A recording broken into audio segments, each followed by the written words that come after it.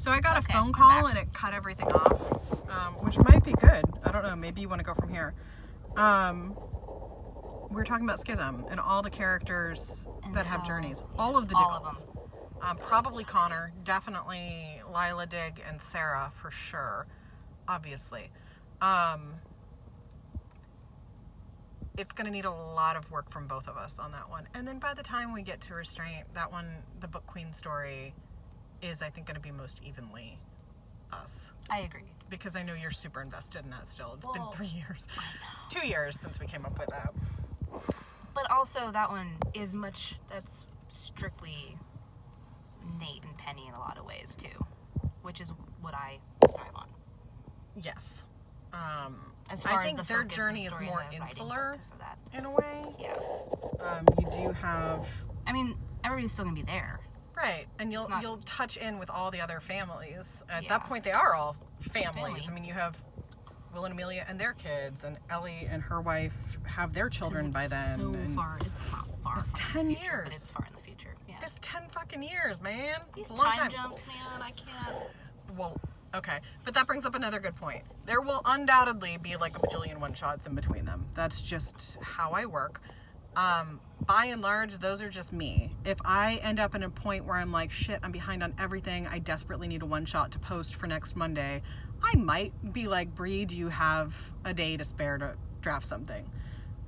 You've done that a few times in the past, but not routinely unless she goes, you know what, I'm dying to write this. Yeah, that's fine. But thus far are strictly Janice. There's like 5 that were you. Yeah. Out of 85. I like how you're just trying to keep getting. Janice is the one on that, and she's kicking ass. Why, thank you. Because there's always a story to tell with all the characters. I'm trying to look at the firefighters. I'm sorry. They're really far away. I know. I keep looking over there too. I hope everybody's okay. So in a me too. I know. I mean, that's most important, Agreed, obviously. but, I see. Uniforms. At a non-ask, can you reflect on how you developed Nate's character? Ellie, you already knew. Jules was going to have issues because she wasn't Ellie. Will is first and foremost a big brother, but Nate was a blank slate. Haha, rhyme. So, how much did we really know? So Ellie has issues because Ellie's not Ellie, too. I mean, that's kind of the core of this. I'm not this person I thought I was supposed to be. That's really at the root of who she is. But you're totally right on Jules. And Will is first and foremost a big brother. There's a lot more going on with him than that.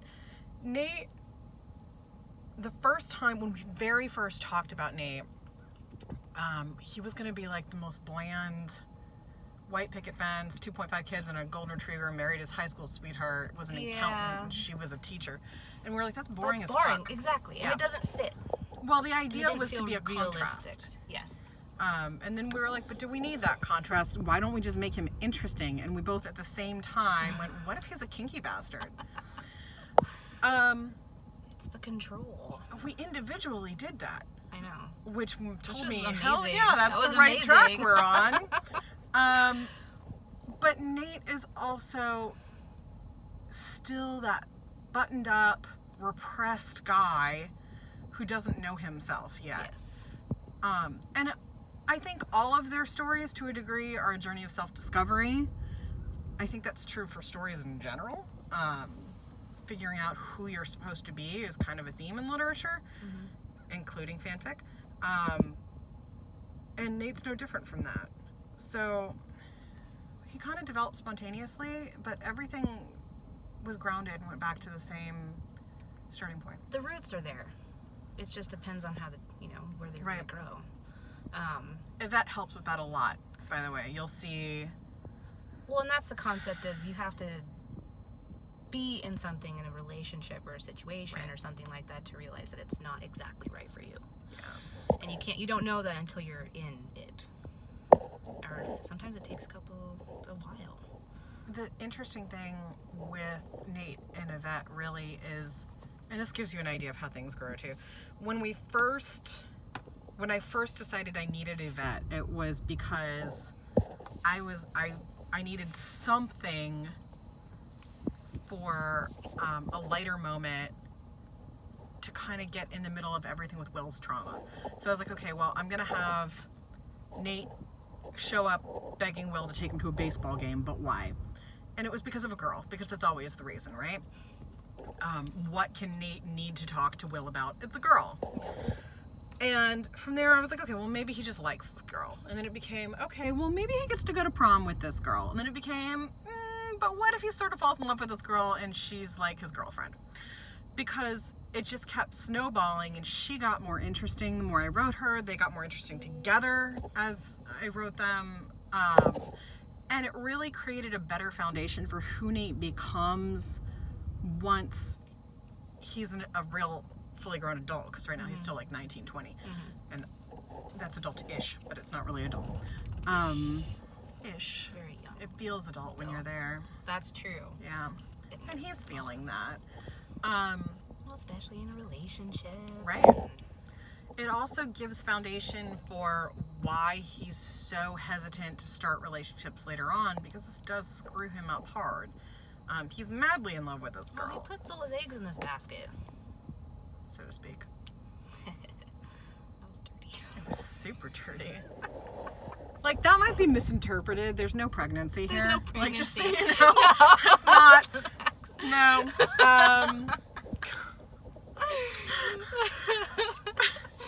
Anyhow. That doesn't happen. But I love them, and I think people by and large are going to really enjoy Yvette, even if I hope you can look at her, maybe not right away, but by the time they're at he takes her to a formal event, and actually introduces her to Moira, which is a moment.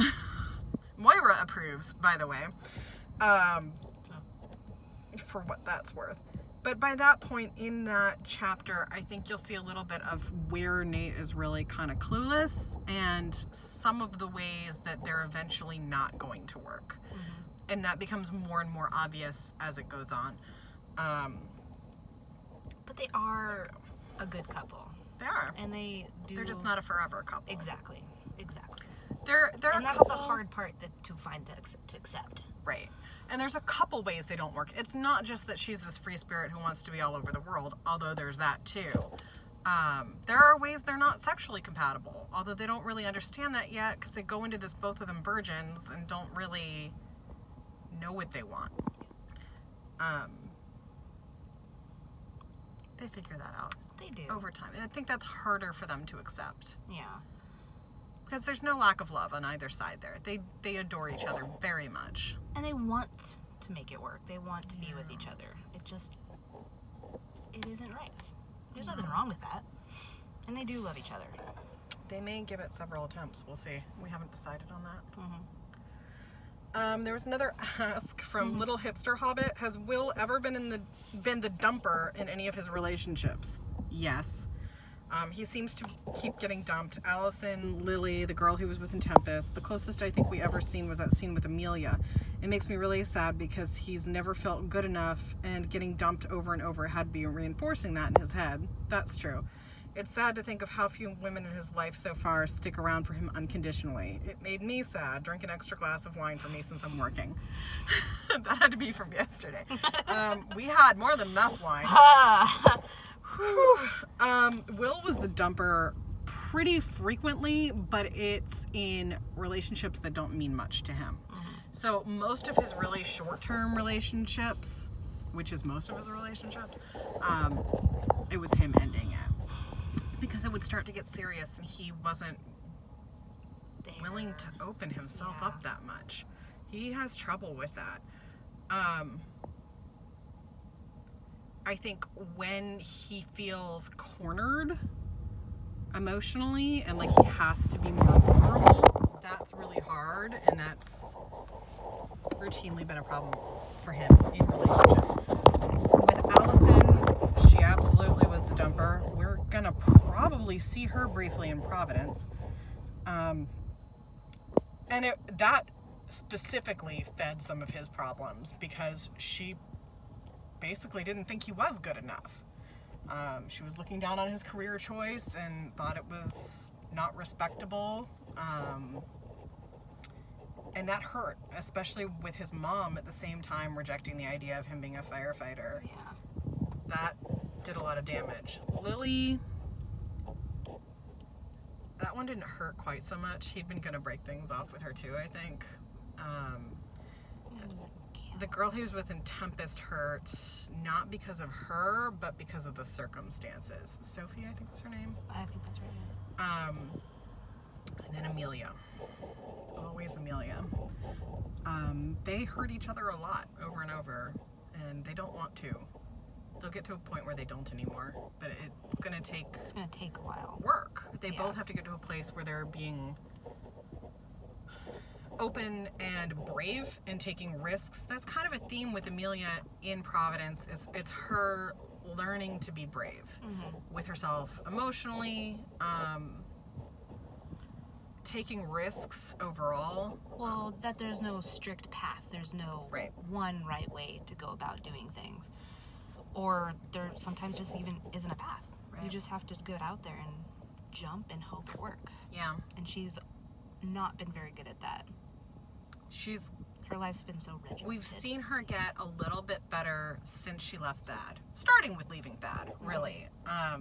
And that is kind of, in some ways, the start of her journey in Providence. Because she started improving things for herself at that point. Yep. She'll do a lot more big steps in Providence, though, for taking control over her life and letting herself be both vulnerable and brave, because being vulnerable is brave. I don't know what the ask was, and I already moved on from it.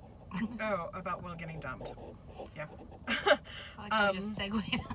Sorry, we can talk forever. Here was an anon. Is Will's drinking problem discussed mainly during Providence, or has it already been resolved for the most part before it starts? I'm interested in seeing how Amelia feels about his excessive drinking. It's going to come up in Providence. He hasn't been drinking for the first third of it. He's sort of, at least that we've seen, he's in a different headspace, and he uses alcohol as a crutch to avoid dealing with things. He's always done that to varying degrees. It's not that he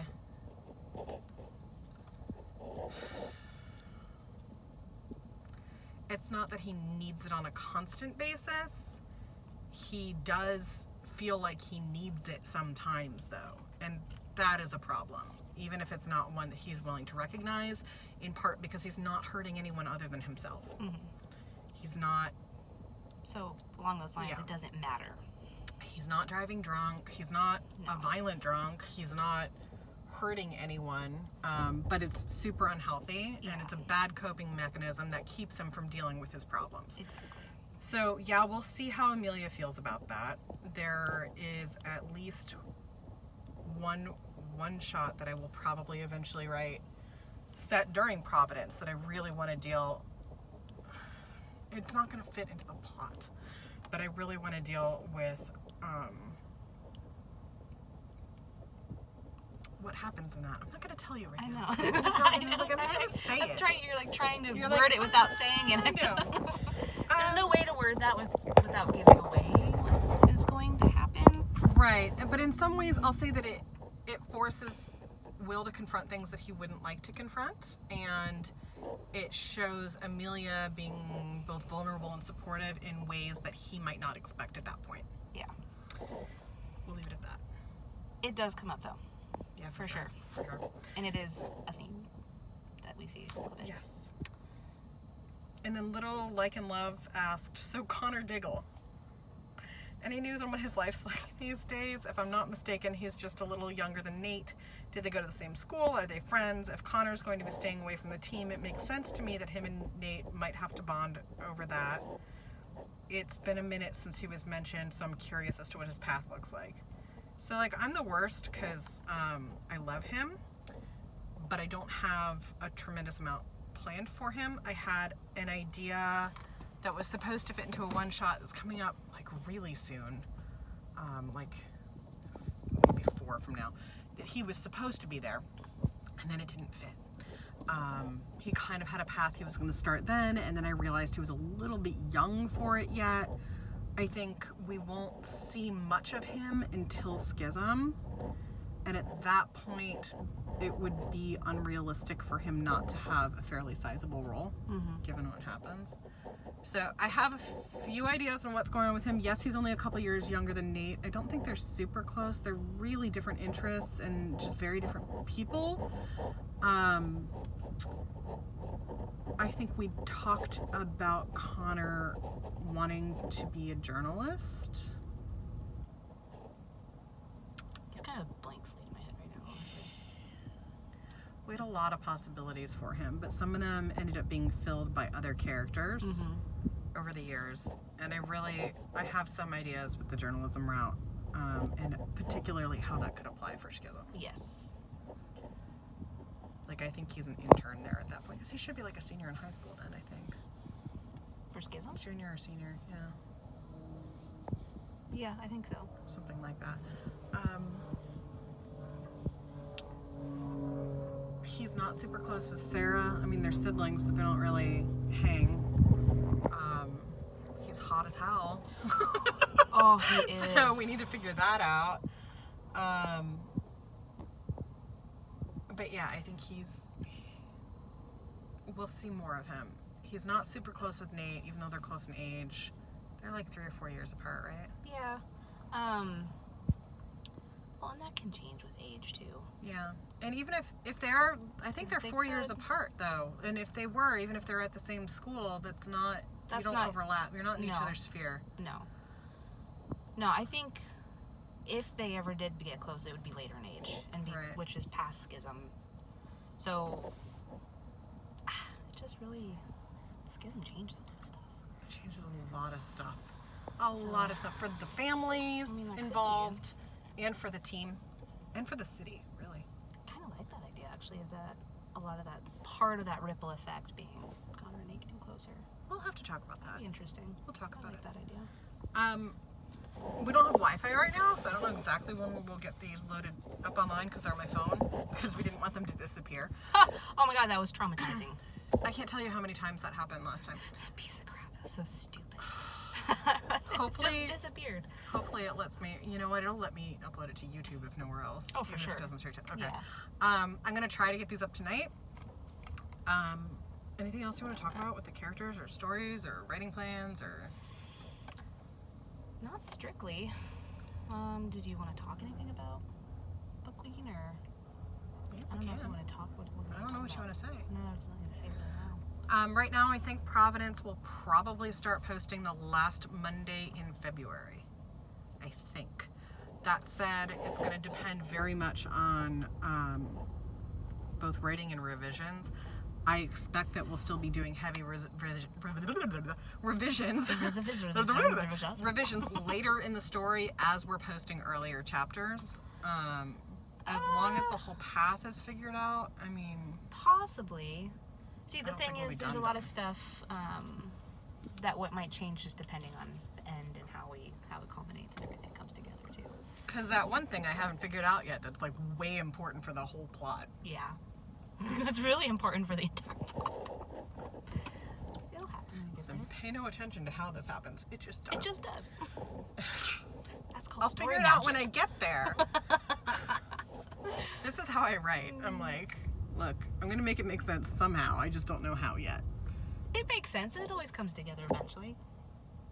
That was all of FICON. Do you remember literally in all Tempest where I called you? I was like, I don't fucking know who killed Jackson. Help! And you're like, girl, breathe! What are you doing? Because originally that was amazing. It wasn't going to be Helena. It was going to be Isabel. And I was like, but why? Why'd she do that? And then the parallel made sense later once we realized it had to be Helena. But before that, I was like, I don't know who did it. I've got nothing.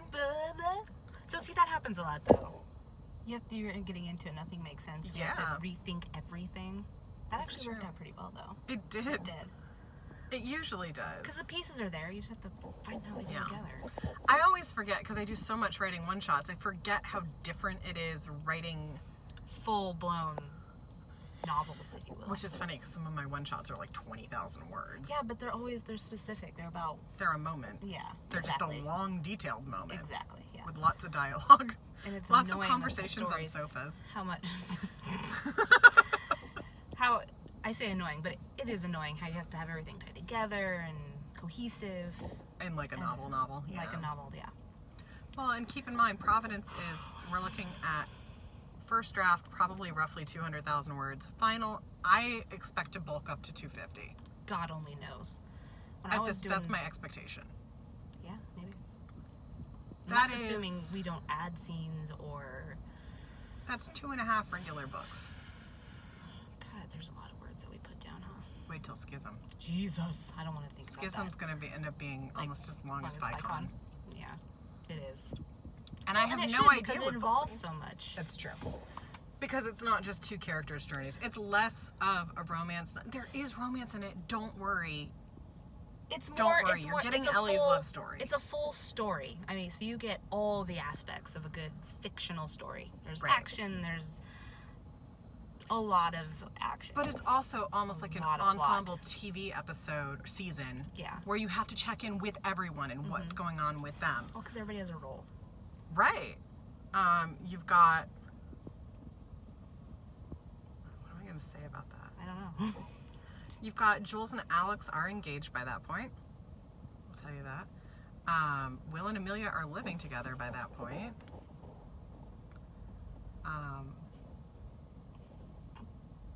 What else am I going to say? I don't know what I else don't you're know what else I'm going to say.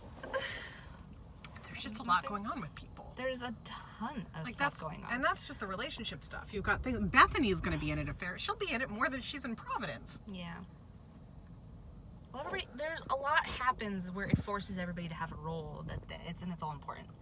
So everybody has to be present in some capacity. And because of that, we're going to see a lot of the relationships and a lot of that stuff going on. There's one scene I'm really looking forward to doing in Schism, which is Felicity and Moira. That'll be good. Have I told you about that? No. Oh, it makes me happy. We'll talk about it. Well, especially we should this end Moira.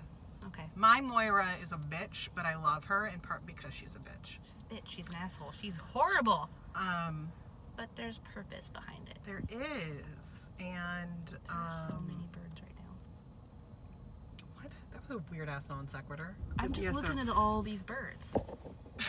This is the epitome of like I could watch you guys fold laundry at this point. You know that, right? Yeah. I'm not gonna make you fold my laundry. For one thing, I don't think it's clean. Moira. So where you're at right now, Moira, nobody's on speaking terms with Moira except for Nate.